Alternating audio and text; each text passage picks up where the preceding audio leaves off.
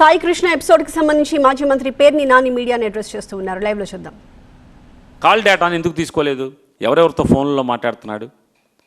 ఎవరెవరు అతనికి గైడెన్స్ చేస్తున్నారు? ఏం జరుగుతుంది? అతను ఏం సాక్ష్యాలను కప్పెడుతున్నాడు? సాక్ష్యాలను తారుమారు ఏం చేస్తున్నాడు?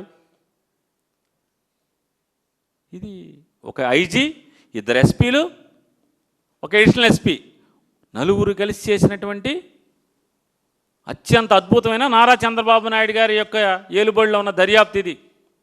రాష్ట్రం అంతా అట్టుడికిన కేసులో మీడియా వాచ్ కంటిన్యూస్గా సెకండ్ మీడియా వాచ్లో ఉన్నటువంటి ఈ కేసులో పోలీసు విచారణ ఇది.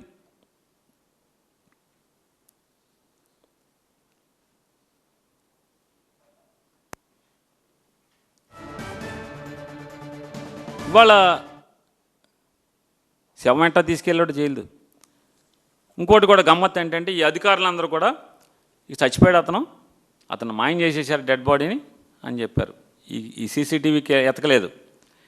శ్మశానానికి చుట్టుపక్కల ఉన్నటువంటి ఏ శ్మశానానికన్నా వెళ్ళి విచారించారా?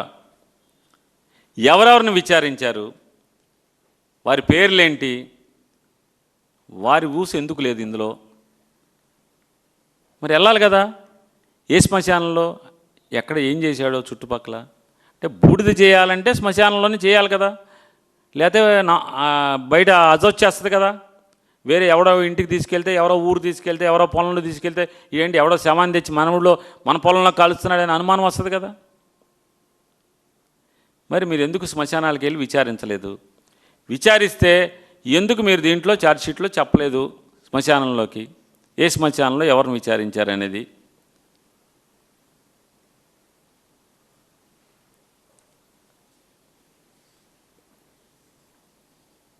డీసీఆర్బీ వాళ్ళని అడిగారా? డీసీఆర్బీ వాళ్ళని అడగలేదు కదా. కంట్రోల్ రూమ్లో రెగ్యులర్గా ఎవరెవరిని అరెస్ట్ చేశారో వాళ్ళని లిస్టు అక్కడ డిస్ప్లే చేయాలి కదా. ఎందుకు డిస్ప్లే చేయలేదు? ఎవరైతే చనిపోయాడో హతుడి యొక్క అరెస్టు తర్వాత ఎందుకు అంటే కంట్రోల్ రూమ్లో కూడా ఏ స్టేషన్లో ఏం జరుగుతుంది అనేది కూడా యాక్టివిటీ, పోలీస్ యాక్టివిటీ, అరెస్టులు, ఎఫ్ఐఆర్లు ఏది కూడా కంట్రోల్ రూమ్లో కూడా డిస్ప్లే చేయట్లేదు అనేది అర్థమవుతుంది కదా. మరి కమాండ్ కంట్రోల్ రూమ్లో నారా చంద్రబాబు నాయుడు గారు చేస్తాడు, తమ్ముళ్ళు మీ ఇంటి ముందు లైట్ వెలగపోతే నేను డాష్ బోర్డులో చూస్తా, సీఎం డాష్ బోర్డులో. ఎవడ మన ఇంటి ముందు పల్లెటూరులో ఎక్కడ లేకపోతే ఎక్కడో విజయవాడలోనే ఎక్కడో మన ఇంటి ముందు వీధి లైట్ వెలగపోతే ఆయన చూస్తాడంట, బాగు చేస్తాడంట.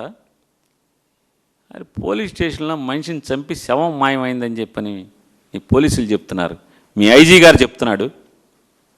మరి కనపడదా? సీసీటీవీ ఫుటేజ్లు కనపడవా? మరి కమాండ్ కంట్రోల్ రూమ్లో ఏం చూస్తున్నారు? పోలీస్ స్టేషన్లో రోజు సెల్ చూడాలి కదా.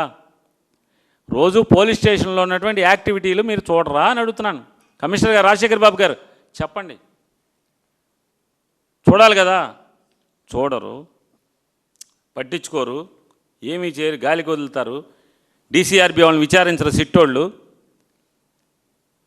డిఎస్ఆర్ని విచారించరు. డిఎస్ఆర్ అసలు విజయవాడ సిపి గారిని ఎందుకు విచారించలేదని అడుగుతున్నాను. ఆయన పోలీసు ఉద్యోగం ఎందుకు చేయట్లేదని మీరు అడగాలి కదా. అరే నీకు తెలియకుండా టాస్క్ ఫోర్స్ వాళ్ళు వెళ్తాం ఏంటి? పోనీ వచ్చాక అరెస్ట్ చేశాక ఎందుకు 24 గంటలలోపు మార్కాపురంలో 3 గంటలకి అంటే మళ్ళీ తెల్లారి 3 అంటే 7వ తారీఖు తెల్లారుదాన్ని 3 గంటలలోపు కోర్టుకి అప్పచెప్పాలి కదా. ఎందుకు అప్పచెప్పలేదు?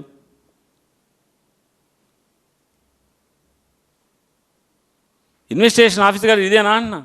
సిట్టో ఇన్వెస్టిగేషన్ ఆఫీసర్ గారు ఏం చేస్తారు? ఇన్ని ల్యాప్సెస్తో మీరు విచారణ చేస్తారు? ఇన్ని ల్యాప్సెస్తో విచారణ చేస్తారా సార్?